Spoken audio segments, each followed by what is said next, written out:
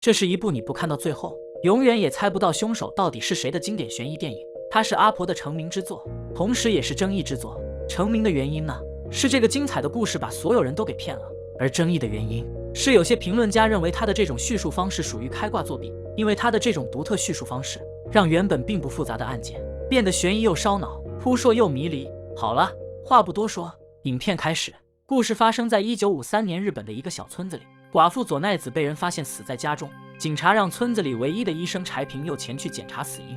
医生判断佐奈子应该是服用了大量安眠药自杀的，基本可以排除他杀。刚回到家中，八卦的姐姐就已经听闻了佐奈子的死讯，还说她一定是畏罪自杀，因为村子里都传言1年前就是她杀害了自己的丈夫。医生让姐姐不要乱说，便骑着自行车出诊去了。路上医生回想起1周前自己还和佐奈子见过一次面，那时候的她状态和精神方面都很正常，看起来不像是会自杀的人。正想着，医生突然听到后面有人在喊自己，原来是他的好友黑井户。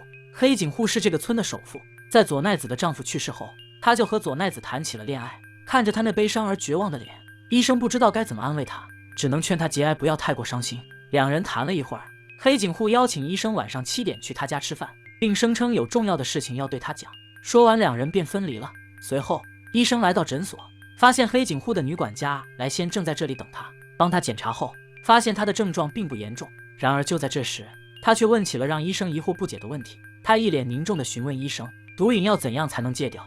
医生也不知道怎么回答。来仙见状便离开了。随后画面一转，医生从诊所回到家中，姐姐又开始八卦。她告诉医生，黑井户的养子春夫突然从东京回来了。然而令人奇怪的是，春夫不住家里，竟然跑去住旅馆。而且姐姐还说，春夫明明已经和黑井户的侄女花子已经订婚了，但自己刚才看到他时，他却在树林里和另一个女人见面，并且还说了很恐怖的话。医生听完姐姐说的这些事情有些担心，于是跑去旅馆寻找春夫，问他发生了什么事，自己或许可以帮他。春夫谢绝了医生的好意，说这件事只能靠自己解决，其他的人都帮不上忙。晚上7点，医生如约赴宴，餐桌上的氛围很是奇怪，黑井户一副心神不定的样子，旁边的男管家、女管家和佣人也都露出了诡异的眼神。在场表现稍微正常点的只有黑井户的好友作家和医生。晚饭结束，黑井户把医生叫到书房，让医生把门窗锁好。他说家里的男管家特别喜欢偷听，得提防着点他。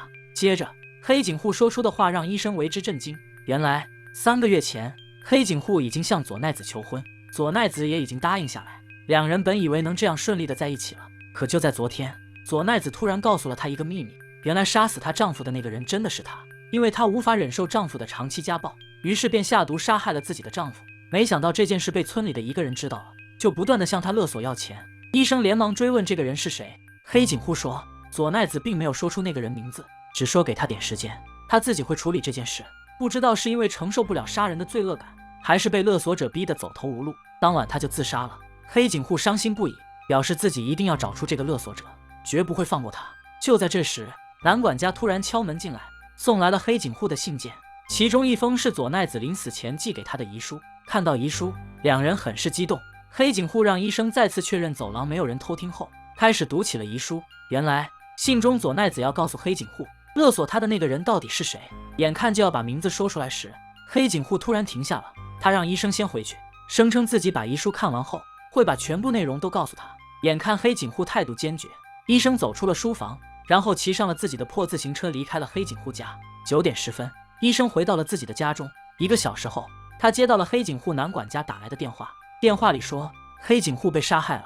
医生听完立刻赶往黑井户家，开门的正是男管家，可他却表现得一脸平静，说自己并不知道黑井户被害，也没有打过电话给医生。这是什么情况？医生也管不了这么多了，带着管家直奔书房，可房门却是紧锁着的。敲了敲门后，发现里面什么动静也没有，于是让管家踹开了门。房门打开，两人看到了这一幕，黑井户被一支短剑刺在颈部背后。到底是怎样一部作品，让众多网友看完后都直呼这个故事真的是前所未有的精彩。看到这一幕，医生让男管家赶紧报警。听闻消息，秘书和作家也赶了过来。在这里，秘书认出了那把杀害黑井户的短剑，它是黑井户最喜欢的收藏品。没多久，警察到了，经过调查，确定死者的死亡时间大概是在10点左右。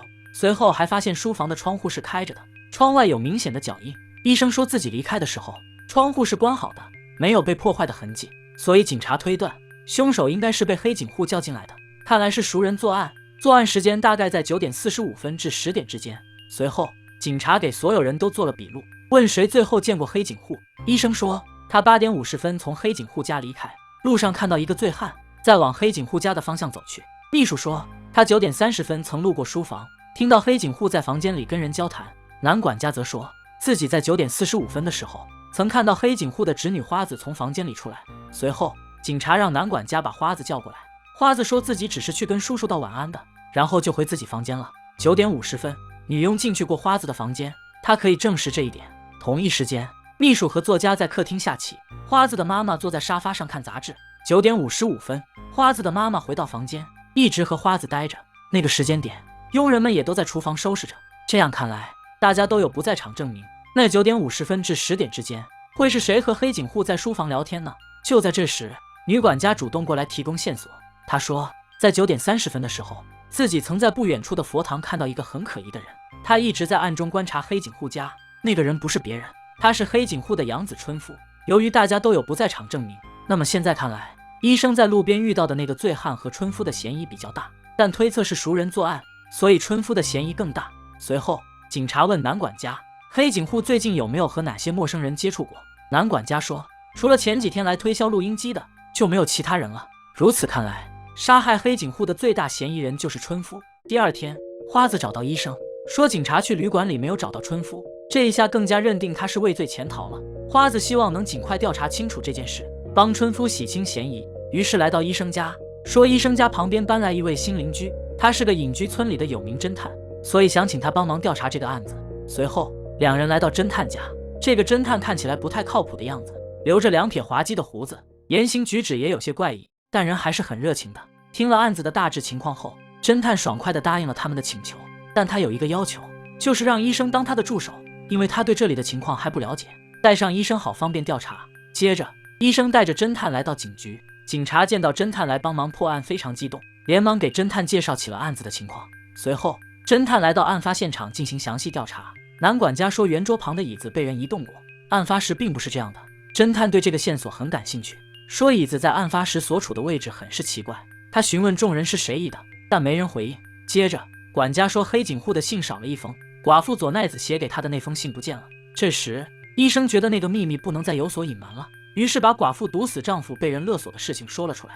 大家听完后很是震惊，都觉得杀死黑警户的凶手跟勒索寡妇的就是同一个人，因为害怕事情败露，便杀了2位知情人灭口。案发现场调查结束后，侦探和医生来到昨晚看见过春夫的佛堂。然而令侦探疑惑的是，女管家那么晚了去佛堂干什么呢？正想着，侦探突然看到旁边的铁丝上有一块衣服碎布，这很有可能是关键证据，于是让医生赶紧收好。随后，侦探和医生看到花子和作家在河边聊天，就过去了解情况。调查之时，侦探在河边发现了一枚戒指，捞出来一看，上面竟然刻着春夫敬上，看来这又是一个重要线索。随后画面一转，律师当众宣读黑警户的遗嘱，春夫得到了大部分遗产，花子妈妈因为分得的遗产太少被气得晕了过去。这下失踪的春夫嫌疑变得更大了。上一件事还没完，又出事了。秘书发现存放在黑警户卧室的10万元现金不见了，负责打扫的女仆明日香被侦探找来问话，女仆则声称自己根本没有见过那10万元，并坚决表示自己不可能偷钱。简单询问了几句后，女仆离开。侦探敏锐地发现她的围裙是新换的，围裙用料看上去和佛堂发现的那条碎布一样，这就说明女仆很有可能在案发当晚也去过佛堂。就在这时，在门口偷听的男管家提供了新的线索，的确，女仆在案发当晚离开过房间10分钟。侦探听完男管家的话后，觉得这案子越来越有意思了，这个家里每个人的背后都好像隐藏着一个秘密。侦探找来男管家和花子，想还原案发当晚在书房外碰见时的场景。看到实验，医生不解地问，还原这个场景的意义是什么呢？侦探避而不说背后的真相，只说自己有意外收获。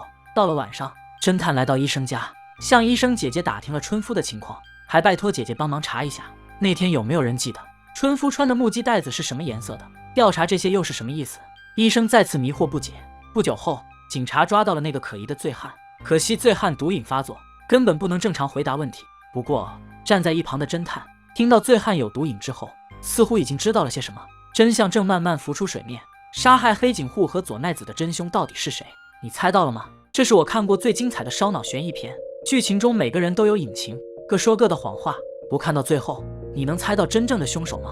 侦探通知众人来到黑井户家，既然大家都有不在场证明，那么凶手到底是谁呢？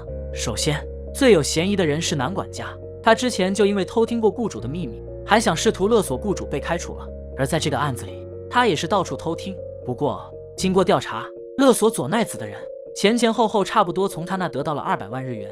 如果真的是男管家的话，他也就没必要再靠偷听小道消息来赚这点小钱了。男管家听后松了一口气。其次，秘书工作一向认真仔细，这次却在案发的2天后才注意到黑井户房里的10万元不见了。这说明他早就想把这笔钱占为己有，只不过被别人捷足先登了。但这也说明了秘书不是凶手，拥有200万的人怎么可能还会冒险去偷那10万元呢？然后侦探看向女管家，说他那天晚上去佛堂并不是偶然，而是在那里等他的儿子。原来那个醉汉就是女管家的儿子，他那天就是去给儿子送钱的。早去的他刚好在那边看到同样在等人的春夫，而春夫等的人又是谁呢？从佛堂内发现的碎布可以推测出，春夫等的那个人就是女佣明日香，并且侦探还推断出他们俩早已经结婚了。从河里捡到的那枚戒指就是证据。众人听完侦探的推理，都惊掉了下巴。明日香也站起来承认，自己和春夫的确在1个月前就已经结婚了。可不知情的黑井户却给春夫和花子私自定下了婚约。懦弱的春夫一直不敢跟父亲坦白，明日香只好自己将事情告诉黑井户。当晚，两人约在佛堂见面。明日香对春夫的懦弱感到非常失望，没聊几句便离开了。路过河边时，还生气地把戒指丢了下去。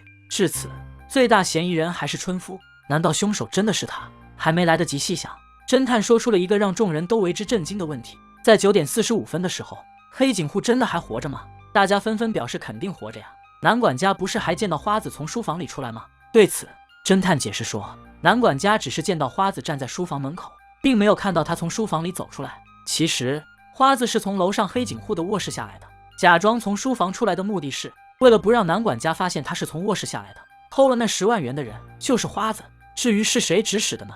当然是他母亲了。在律师在宣读遗嘱的时候，花子妈妈特意把茶杯放好，才假装晕倒，这样就不会把茶水洒到自己身上了。这说明了他早就偷看过遗嘱，发现自己分到的钱太少，所以才让花子去偷那10万元。接着，侦探让秘书复述一下9点30分经过书房的时候黑井户说的话。原来黑井户说的这些话其实是在读信，而不是在跟人对话。还记得黑井户家里那台录音机吗？现在录音机不翼而飞，想来凶手就是利用录音机录下黑井户的声音，从而混淆了真正的死亡时间。这时，作家打断了侦探，即使这样，嫌疑最大的人还是失踪了的春夫。侦探听后露出了自信的笑容，然后顺着他指着的方向，大家都惊呆了。只见春夫从房间走了出来，侦探没有让春夫解释太多，表示自己已经知道凶手是谁了，就是在座的其中一位。他会等到明天才把名字告诉警方，希望凶手自己坦白。当其他人离开后，医生不解地问侦探为什么要警告凶手，这样不怕他跑了吗？面对医生的询问，侦探对他说起了自己的推理。首先引起他注意的是那通打给医生的电话，如果没有这通电话，尸体第2天才会被发现，这样凶手为自己创造的不在场证明就没用了。接着让他最起疑的是那把被移动过的椅子，凶手为什么要把椅子摆在那么奇怪的位置呢？对凶手而言，桌子上肯定有着不能被人发现的东西，搬椅子过来就是为了挡住他。而凶手要挡住的是什么呢？应该就是那台不见了的录音机。黑井户早在9点30分以前就死了，秘书在9点30分听到的声音是凶手定时播放的黑井户的录音。接着侦探又说起了窗外的鞋印，那是凶手为了嫁祸给春夫故意伪造的，因为他托医生的姐姐查过，案发那天春夫穿的木屐带子是紫色的。其实什么颜色并不重要，只要确认他是穿着木屐出来的就行。在那么冷的天气，春夫却穿着木屐出来，这说明他的鞋子被人偷了，同时说明凶手那天去过春夫的旅馆。接着侦探又列出了凶手应该具备的作案条件，只能晚上去案发现场，而且还去过春夫住的旅馆，并且凶手熟悉黑井户，知道他买过录音机，而且凶手能随身携带可以装下录音机的大包，比如像医生这样的工具包。说完这些后，侦探冷冷地看着医生说，凶手就是你。紧接着侦探继续解释道，最开始怀疑医生是因为时间，案发当天医生8点50分从黑井户家离开，9点10分回到自己家中，一共花了20分钟。侦探计算过，从黑警户家骑车到医生家，正常只需要10分钟。那么多出来的这10分钟，你去干什么了呢？想必你肯定是用在伪造春夫的脚印上了。这时医生还在狡辩：我跟黑警户无冤无仇，而且我们还是好友，我有什么理由要杀他？侦探说：你的作案动机就是佐奈子的那封信。当年你作为医生对佐奈子的丈夫进行尸检时，很容易就知道是她毒死了她的丈夫。因为无止境的勒索，你逼死了佐奈子。如果被黑警户知道了，他一定不会放过你，所以你为了自保，不得不先下手为强，杀死了黑警户。这一次，医生听完后没有否认。侦探对着医生说道：之所以没有当场公布凶手的名字，是为了他的姐姐。原来医生的姐姐得了癌症，只剩下半年时间。医生勒索寡妇，也是为了给他的姐姐治病。尽管因为这样，但医生还是要为此付出代价。随后，侦探冷冷地对着医生说：你现在能做的就是把自己的犯罪过程写成手记，然后服药自杀。等你的姐姐去世后，我才会把手记交给警方。说完，医生看了侦探一眼便回家了。回到家中，医生连夜写完了犯罪手记，最后看了姐姐一眼，便结束了自己的生命。好了，影片到此也就结束了。这部作品改编自阿加莎·克里斯蒂的代表作《罗杰一案》，电影一经上映就受到一致好评。作家把真相笼罩在似有似无的迷雾中，让观众最后一刻才看懂案件的真相。医生为了自己在乎的人而去杀害了别人在乎的人，最后也算是付出了代价。这个案子以安眠药开头，那就以安眠药结尾吧。好了，这部阿婆的经典作品你喜欢吗？下期想看哪部电影可以告诉小森哦，给你们安排。喜欢的关个注吧，咱们下期再见，拜拜。